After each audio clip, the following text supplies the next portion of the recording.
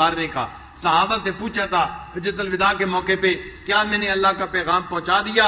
صحابہ نے 1,24,000 نے مل کر کہا تھا، ہم زبان ہو کے کہا تھا، اے اللہ کے حبیب صلی اللہ علیہ وسلم ادیت الامانہ، آپ نے امانت کو پہنچا دیا، نصح الامہ، امت کو آپ نے نصیحت کر دی۔ صحابہ نے جب تصدیق کی، نبی علیہ السلام نے شہادت کی انگلی آسمان کی طرف اٹھائی اور کہا اللہم اشہد، اللہ گواہ رہنا، میں نے اپنی زندگی کے مقصد کو پورا کر کے دکھا دیا۔ تو جنہوں نے زندگی کے مقصد کو پورا کر کے دکھا دیا، اللہ ان کو بھی فرما رہے ہیں آپ اللہ کی تسبیح بیان کیجئے اور استغفار کیجئے، اللہ تعالیٰ توبہ کو قبول کرنے والا ہے۔ تو نتیجہ یہ نکلا، ہر بندہ نیک ہو یا بد ہو، گناہگار ہو یا نیکوکار ہو، ہر بندے کو استغفار کرنا ہے تاکہ اللہ تعالیٰ اس کے کیے ہوئے عملوں کو قبول فرما لے۔ حضرت علی رضی اللہ عنہ عجیب انداز سے اللہ کے سامنے استغفار کرتے تھے، فرمایا کرتے تھے یا حی یا قیوم، یا رحمان یا رحیم، یہ اللہ تعالیٰ کے نام پکارتے تھے دعا سے پہلے۔ اللہ فرماتے ہیں وَلِلَّهِ الْأَسْمَاءُ الْحُسْنَى فَادْعُوهُ بِهَا، اللہ تعالیٰ کے پیارے پیارے نام ہیں، ان ناموں سے اپنے اللہ کو پکارو۔ چنانچہ وہ اللہ کو اس کے پیارے ناموں سے پکارتے تھے، یا حی یا قیوم، یا رحمان یا رحیم، اغفر لی الذنوب التی تحل النقم، اے اللہ میرے ان گناہوں کو معاف کر دے جو میرے اوپر ذلت کو حلال کر دیتے ہیں۔ اغفر لی الذنوب التی تغیر النعم، اے اللہ میرے ان گناہوں کو معاف کر دے جو میرے اوپر آنے والی نعمتوں کو بند کروا دیتے ہیں۔ اغفر لی الذنوب التی تورث الندم، اے اللہ میرے ان گناہوں کو بھی معاف فرما دے جن کی وجہ سے انسان کو ندامت اٹھانی پڑتی ہے۔ اغفر لی الذنوب التی تحبس القسم، اے اللہ میرے ان گناہوں کو بھی معاف فرما دے جس کی وجہ سے تیری رحمتیں بندوں پر تقسیم کرنی بند کر دی جاتی ہیں۔ اغفر لی الذنوب، اللہ میرے ان گناہوں کو بھی معاف کر دے الذی تنزل البلاء، کہ جس کی وجہ سے بلائیں نازل کر دی جاتی ہیں۔ اغفر لی الذنوب، اللہ میرے ان گناہوں کو بھی معاف کر دے التی تحتک العصم، کہ جس کی وجہ سے انسان کے اوپر سے عصمت کو اٹھا لیا جاتا ہے اور انسان گناہوں کا ارتکاب کرتا ہے۔ اغفر لی الذنوب، میرے ان گناہوں کو معاف کر دے توجل الفنا، جو فنا کو جلدی لے آتی ہے۔ اغفر لی الذنوب تزید الاعداء، میرے ان گناہوں کو بھی معاف کر دے جن کی وجہ سے انسان کے دشمنوں کو بڑھا دیا جاتا ہے۔ اغفر لی الذنوب تقطع الرجاء، ان گناہوں کو بھی معاف فرما دے جن کی وجہ سے امید کو کاٹ دیا جاتا ہے۔ اغفر لی الذنوب ترد الدعاء، اے اللہ جس کی وجہ سے دعاؤں کو رد کر دیا جاتا ہے۔ اغفر لی الذنوب تم سے کو غیث السماء، ان گناہوں کو بھی معاف کر دے جن کی وجہ سے آسمان سے بارش کو روک دیا جاتا ہے۔ اغفر لی الذنوب تظلم الہوا، اغفر لی الذنوب تکشف الغطاء، اے اللہ میرے تمام گناہوں کو معاف فرما دے۔ یعنی ایک ایک گناہ کا گویا نام لے کر وہ اللہ تعالیٰ سے معافی مانگا کرتے تھے۔ یہ توبہ اور استغفار ایسی عبادت ہے جس کا اللہ نے انبیاء کو بھی حکم فرمایا، ایسی عبادت ہے جس کا نفع دنیا میں بھی ہوتا ہے آخرت میں بھی ہوتا ہے، ایسی عبادت ہے جو اپنے لیے بھی کرنے کا حکم ہے اور دوسروں کے لیے بھی کرنے کا حکم ہے۔ انسان اپنے لیے بھی استغفار کرے اور اپنے دوسرے مسلمان بھائیوں کے لیے بھی استغفار کرے۔ ہم بھی استغفار کرتے ہیں اپنے لیے اور اللہ کے فرشتے بھی ایمان والوں کے لیے استغفار کرتے ہیں۔ یہ ایسی عبادت ہے، ہمیں اس عبادت کو کثرت کے ساتھ کرنا چاہیے۔ ایسی عبادت جو ہر غم کا مداوا ہے، ایسی عبادت جو انسان کو مایوس نہیں ہونے دیتی، ایسی عبادت جس کو کرتا دیکھ کر شیطان اپنے سر کے اوپر خاک ڈالتا ہے، چیختا اور چلاتا ہے میرے تو سالوں کی عبادت ضائع کر دی گئی۔ اپنی حالت پہ نادم ہونا، اپنے گناہوں پہ شرمندہ ہونا اور محبوب کو منانے کی فکر ہونا اور یوں کہنا کہ میرے رب میں مجرم ہوں مجھے معاف فرما دے، اس کو استغفار کہتے ہیں۔ چنانچہ حضرت یوسف علیہ السلام نے مچھلی کے پیٹ کے اندر توبہ کی تھی، اللہ نے 3 اندھیروں میں ان کی دعا کو قبول کر لیا تھا۔ 3 اندھیرے کون سے تھے؟ ایک رات کا اندھیرا، ایک سمندر کے پانی کا اندھیرا اور تیسرا مچھلی کے پیٹ کا اندھیرا۔ 3 اندھیروں کے اندر جہاں گپ اندھیرا تھا انہوں نے وہاں بیٹھ کر اللہ کو پکارا، اللہ نے ان کی دعا کو وہاں بھی قبول فرما لیا۔ ہم بھی اگر آج کی اس بابرکت رات میں، نورانی رات میں، رمضان کی رات میں اللہ کو پکاریں گے، اللہ تعالیٰ اس بابرکت رات میں ہماری دعا کیوں نہیں قبول فرمائیں گے؟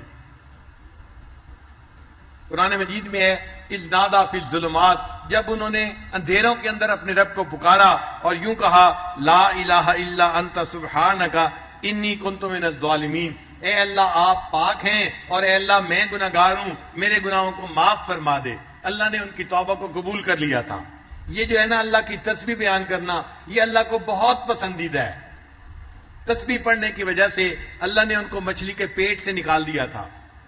اللہ تعالیٰ قرآن مجید میں فرماتے ہیں فلولا انہ کان من المسبحین، کہ اگر یوسف علیہ السلام اللہ کی تسبیح نہ پڑھتے للبث فی بطنہ الی یوم یبعثون، وہ قیامت تک مچھلی کے پیٹ کے اندر رہتے۔ انہوں نے اللہ کی تسبیح بیان کی، اللہ نے مچھلی کے پیٹ سے نکال دیا۔ اگر یونس علیہ السلام نے مچھلی کے پیٹ میں اللہ کی تسبیح بیان کی تھی، اللہ نے ان کو مچھلی کے پیٹ سے نکال دیا تھا۔ ہم بھی گناہوں کی مچھلی کے پیٹ میں گھسے ہوئے ہیں، ہم باہر نہیں نکل پا رہے۔ آج کی اس رات میں ہم اللہ کی تسبیح بیان کریں گے اور اللہ کو پکاریں گے، اللہ تعالیٰ گناہوں کی مچھلی کے پیٹ سے ہمیں بھی نجات عطا فرما دیں گے۔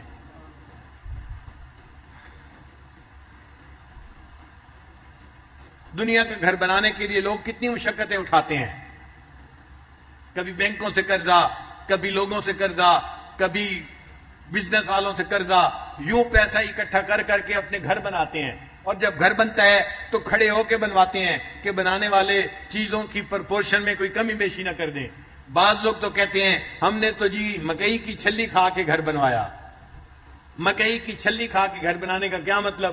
کھانا کھانے کی فرصت نہیں ملتی، بس وہ چھلی منگا لی اور وہیں بیٹھے بیٹھے اس کو کھا لیا، اور اس طرح وہ مجاہدے سے اپنا گھر بنواتے ہیں۔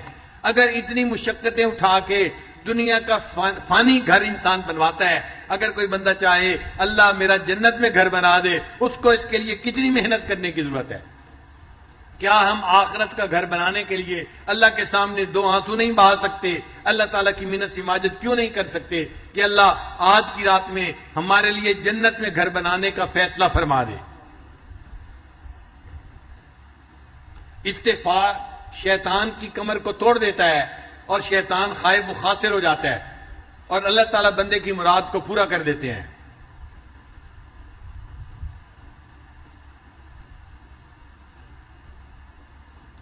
حسن رضی اللہ تعالیٰ عنہ کے پاس ایک بندہ آیا، کہنے لگا حضرت بڑا گنہگار ہوں، کوئی عمل بتا دیں۔ فرمایا استغفار کرو۔ پھر تھوڑی دیر بعد اور بندہ آ گیا، حضرت بڑے دنوں سے بارش نہیں ہوئی، کوئی عمل بتا دیں۔ فرمایا بھائی استغفار کرو۔ ایک بندہ آیا، حضرت میرے پاس مال پیسے کی کمی ہے، تنگی میں گزارا ہو رہا ہے، کوئی عمل بتا دیں اللہ مال میں برکت ڈال دیں، زیادہ مال عطا فرما دیں۔ فرمانے لگے بھائی استغفار کرو۔ ایک بندہ آیا، حضرت میری اولاد نرینہ نہیں ہے، دعا کریں اللہ مجھے بیٹا عطا فرمائے۔ حضرت نے فرمایا بھائی استغفار کرو۔ پھر ایک بندہ آیا، حضرت میرا باغ ہے، دعا کرو اس کا پھل اچھا ہو جائے۔ فرمایا بھائی استغفار کرو۔ ایک بندہ آیا، میری زمین ہے، کھیتی میں زمین میں پانی نکل آئے، فرمایا بھی اس کے لیے استغفار کرو۔ اب جو بندہ پاس بیٹھا ہوا تھا وہ حیران ہوا، اتنے لوگ مختلف مسائل لے کے آئے اور حضرت نے سب کو ایک ہی کام کرنے کا حکم دیا۔ اس نے پوچھا کہ حضرت آپ کو یہ نسخہ کہاں سے مل گیا؟ جو آ رہا ہے آپ اس کو استغفار کا حکم دے رہے ہیں۔ حسن رضی اللہ عنہ نے فرمایا کہ یہ نسخہ میں اپنی طرف سے نہیں بتا رہا، میرے کریم پروردگار نے قرآن مجید میں اس کو بتایا ہے۔ پھر انہوں نے قرآن مجید کی آیت پڑھی فَقُلْ تَغْفِرُوا رَبَّكُمْ إِنَّهُ كَانَ غَفَّارًا۔ اب غفارہ میں اللہ تعالیٰ بندے کے گناہوں کو معاف کر دیتے ہیں۔ پھر یرسل السماء علیکم مدرارا، اللہ بارشیں بھی عطا فرماتے ہیں۔ ویمددکم باموال، اللہ مال بھی عطا فرماتے ہیں۔ وبنین، اور بیٹوں کے ذریعے سے بندے کی مدد کرتے ہیں۔ ویجعل لکم جنات، اللہ ان کو باغوں کے پھل عطا فرماتے ہیں۔ ویجعل لکم انہارا، اللہ ان سے زمین سے چشمے اور نہریں کو جاری فرما دیتے ہیں۔ ایک استغفار سے یہ سارے کام ہو سکتے ہیں۔ میرے پاس ایک نوجوان آیا، کہنے لگا حضرت بڑی تمنا ہے اللہ مجھے بیٹا عطا فرمائے، میں اور میری بیوی ہم بڑا پریشان ہیں، اور یہ کہہ کہ اس کی آنکھوں میں سے آنسو آ گئے۔ جب میں نے دیکھا کہ نوجوان ہے اور آنکھوں میں سے آنسو آ گئے، اس کا مطلب دل بہت دکھی ہے، تو میں نے اسے پیار سے سمجھایا۔ میں نے کہا کہ بھائی میں آپ کو ایک نسخہ تو بتاتا ہوں، کرنا ذرا مشکل ہے، اس کو اگر آپ کر لینا اللہ رحمت فرما دیں گے۔ کہنے لگا جی ہم کر لیں گے۔ میں نے کہا آپ کو بھی کرنا پڑے گا، آپ کی بیوی کو بھی کرنا پڑے گا۔ کہنے لگے ہم دونوں کرنے کے لیے تیار ہیں۔ میں نے کہا نسخہ یہ ہے کہ رات کے آخری پہر میں آپ اذان سے آدھا گھنٹہ پہلے اٹھیں، 15 منٹ میں آپ وضو کر لیں اور بقیہ 15 منٹ میں 2 رکعت پڑھ کے اللہ کے سامنے 100 مرتبہ استغفار پڑھیں اور اپنے لیے دعا مانگیں، اللہ آپ کو بیٹا عطا فرما دیں گے۔ وہ بندہ گھر گیا، اس نے جا کے بیوی کو کہا کہ پیر صاحب نے کہا ہے کہ نسخہ مشکل ہے لیکن میاں بیوی دونوں اگر کریں تو اللہ مراد پوری کر دیں گے۔ تو بیوی نے کہا کب سے پورا کریں؟ کہنے لگا کل سے کریں گے۔ بیوی نے کہا نہیں، آج کی رات سے پورا کریں گے، ہم آج رات بھی تہجد پڑھیں گے اور فجر کی نماز بھی پڑھیں گے۔ وہ فجر کی نماز دونوں مس کر دیتے تھے، سوئے رہتے تھے۔ اب اللہ تعالیٰ کی شان دیکھیں، چونکہ اولاد کی تمنا تھی لہذا انہوں نے تہجد بھی پڑھنی شروع کی، فجر بھی پڑھنی شروع کی۔ ایک تو اللہ نے ان کو اولاد بیٹا عطا فرما دیا اور دوسرا اس کی برکت سے اللہ نے ان کو فجر کی نماز اور تہجد کی نماز کی پابندی بھی نصیب فرما دی۔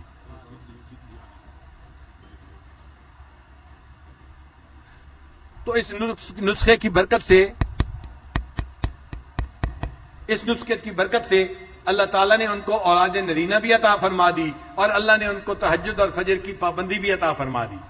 آج بھی مجلس میں کوئی ایسا بندہ ہے جو چاہتا ہے کہ میرا بیٹا ہو، وہ اس نسخے پہ عمل کر کے دیکھ لے۔ اللہ کا کلام سچا ہے، وَمَنْ أَصْدَقُ مِنَ اللَّهِ قِيلًا، یہ بات آپ 100% سچی پائیں گے۔ اللہ آپ کو اولاد کی نعمت سے محروم نہیں کریں گے۔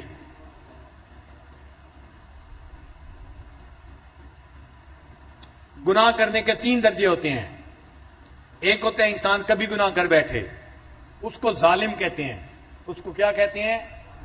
ظالم، کہ یہ اپنی جان پہ ظلم کرنے والا ہے، یہ ظالم انسان ہے جو کبھی کبھی گناہ نیکی بھی کرے، کبھی گناہ کر دے، کبھی نیکی کبھی گناہ۔ تو جو کبھی کبھی گناہ کر بیٹھے اس کو کیا کہتے ہیں؟ ظالم کہتے ہیں۔ اور جو بندہ بڑے بڑے گناہ کرے، چھوٹے نہیں بڑے بڑے گناہ کرے، اس کو ظلوم کہتے ہیں۔ اس کو کیا کہتے ہیں؟ انہو کان ظلوما جہولا۔ تو اس کو ظالم نہیں کہتے، اس کو کیا کہتے ہیں؟ ظلوم کہتے ہیں۔ اور جو بندہ گناہ بار بار کرے اس کو ظلام کہتے ہیں۔ اس کو کیا کہتے ہیں؟ ظالم ہوتا ہے جو کبھی کبھی گناہ کر بیٹھے، اور ظلوم ہوتا ہے کہ جو بڑے بڑے گناہ کرنے والا ہو، اور ظلام ہوتا ہے جو بار بار گناہ کرنے والا ہو۔ اللہ تعالیٰ نے بندے کی تینوں کیفیتوں کے مقابلے میں اپنے 3 نام رکھے۔ ایک نام اللہ کا ظالم کے مقابلے میں ہے، اس کو غافر کہتے ہیں کہ جو بندے گناہ کرے کبھی کبھی اللہ اس کے ان گناہوں کو معاف فرما دے۔ ایک ہے انسان کا نام ظلوم، اللہ نے اس کے بدلے اپنا نام غفور رکھا۔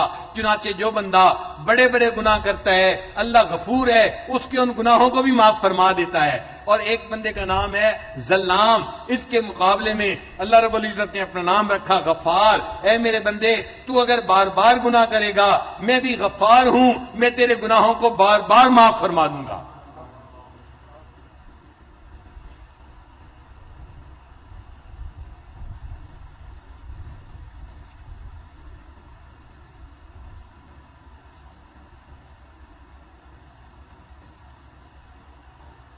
اسی لیے جب بندے سے گناہ سرزد ہو جائے تو اس کے لیے ایکسکیوز نہ دے اللہ کو، بلکہ گناہوں کو تسلیم کر کے اللہ سے معافی مانگے۔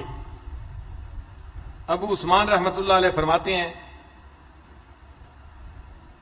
کہ یقال، یہ کہا گیا، ان آدم علیہ السلام صعد بخمسۃ اشیاء، حضرت آدم علیہ السلام 5 باتوں کی وجہ سے سعادت پا گئے۔ کتنی باتوں کی وجہ سے سعادت پا گئے؟ 5 باتوں کی وجہ سے۔ پہلی بات اعتراف بالذنب، انہوں نے اپنے گناہ کا اعتراف کر لیا، اے اللہ مجھ سے گناہ سرزد ہو گیا ہے، میں اس کا اعتراف کرتا ہوں۔ اور دوسرا وندم علیہ، اور اس گناہ کے ہونے پر وہ نادم ہوئے، پریشان ہوئے، پشیمان ہوئے، یہ دوسری بات تھی۔ اور تیسرا ولام نفسہ، اور انہوں نے اپنے نفس کو ملامت کیا کہ یہ میرا نفس ہے جس کی وجہ سے یہ غلطی سرزد ہو گئی، تو اپنے نفس کو ملامت کی۔ اور چوتھا وسارع الی التوبۃ، اور توبہ کی طرف انہوں نے توبہ کرنے میں جلدی کی، دیر نہیں کی۔ اور 5ویں بات ولم یقنط من الرحمہ، اللہ کی رحمت سے وہ مایوس نہیں ہوئے۔ ان 5 باتوں کی وجہ سے اللہ نے ان کی بھول کو معاف کر دیا اور وہ سعادت پانے والوں میں شامل ہو گئے۔ شیطان نے بھی گناہ کیا تھا مگر اس نے 5 غلطیاں کر لیں، اور ان غلطیوں کی وجہ سے وہ ہمیشہ کے لیے اللہ سے دربار سے دھتکار دیا گیا۔ شیطان نے کون سی غلطیاں کی تھیں؟ پہلی بات، وہ شقا ابلیس و بخمسۃ اشیاء لم یقر بالذنب، ایک تو اس نے گناہ کا اقرار نہیں کیا، ولم یندم، دوسرا وہ نادم نہیں ہوا، تیسرا ولم یلم نفسہ، اس نے اپنے نفس کو ملامت نہیں کی، پھر چوتھی بات بل اضاف الی ربہ، اس کو اپنے رب کی طرف جو ہے اس کی مضاف کر دیا، اور پانچویں بات فلم یتوب، اور اس نے توبہ نہیں کی، وکانۃ من الرحمہ، اور اللہ کی رحمت سے مایوس ہو گیا، اللہ نے اسے اپنے دربار سے ہی دھکا دے دیا۔ تو آج کی رات ہمیں اپنے رب سے اپنے گناہوں کی معافی مانگنی ہے، اور اپنے نیک اعمال کی کمی کوتاہی پر بھی معافی مانگنی ہے، تاکہ اللہ تعالی ہمارے گناہوں کو معاف کر دے اور ہماری یہ توبہ کے دروازے کو کھول دے۔ قرآن مجید میں اللہ تعالی ارشاد فرماتے ہیں قل یا عبادی الذین اسرفوا علی انفسہم، فرما دیجئے اے میرے بندو۔ یہاں پر ذرا غور کیجئے کہ وہ لوگ جنہوں نے گناہ کیے، اللہ ان کو خطاب کرنے کی بات کر رہے ہیں، تو یوں بھی فرما سکتے تھے ان بندوں سے کہہ دو کیونکہ انہوں نے گناہ کیے۔ ہم نے دنیا میں دیکھا ہے باپ اگر بیٹے سے کسی غلطی کی وجہ سے ناراض ہو تو بیوی کو کہتا ہے اسے کہو سیدھا ہو جائے، اسے کہو سیدھا ہو جائے۔ دیکھا بات کا انداز، بات میں اجنبیت ہوتی ہے، جیسے تعلق ہی کوئی نہیں ہے، اسے کہو سیدھا ہو جائے ورنہ میں اسے گھر سے نکال دوں گا۔ اللہ نے گناہ کرنے والوں کو ایسے نہیں کہا کہ انہیں کہو یہ توبہ کر لے، اللہ نے فرمایا قل، میرے محبوب فرما دیجئے یا عبادی، اے میرے بندو۔ سبحان اللہ، اتنے بڑے گناہ ہونے کے بعد اللہ نے اپنی نسبت سے معروف نہیں کیا، اے میرے بندو۔ ابھی بھی اللہ میرے کا لفظ استعمال فرما رہے ہیں، اے میرے بندو۔ الذین اسرفوا علی انفسہم، جنہوں نے اپنی جانوں پر ظلم کیا، لا تقنطوا من رحمت اللہ، اللہ کی رحمت سے مایوس نہ ہونا، انہ یغفر الذنوب جميعا، وہ تمام گناہوں کو بخشش کرنے والا ہے، انہ هو الغفور الرحیم، بے شک بڑا غفور بھی ہے اور بڑا رحیم بھی ہے۔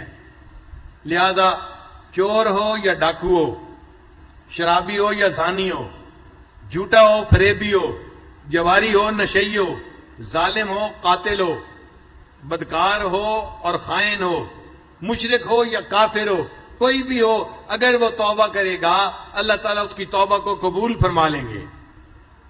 بعض لوگ اپنے گناہوں سے تنگ آ کے کہتے ہیں جی میں تو دعا مانگتا ہوں اللہ مجھے موت دے دے۔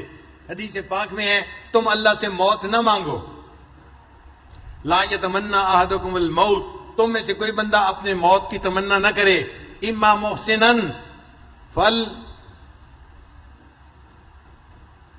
فلعلہ ان یزداد خیرا، اگر وہ نیک ہے ہو سکتا ہے جو زندگی آنے والی ہے اس میں وہ اپنی نیکیوں میں اضافہ کر لے، وَإِمَّا مَسِيًّا، اور اگر وہ گنہگار ہے فَلَعَلَّهُ أَن يَسْتَعْفِفَ